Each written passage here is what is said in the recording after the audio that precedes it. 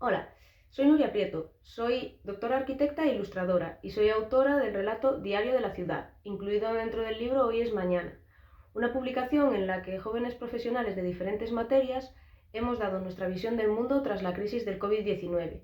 Visiones que van desde la filosofía o la política hasta, en mi caso, la arquitectura.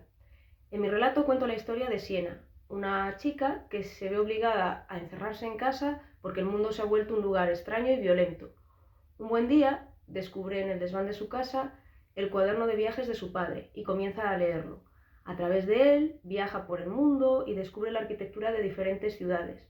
También le permite descifrar enigmas de su propia vida y de su casa, y descubre que a través de la arquitectura se puede construir un mundo mejor.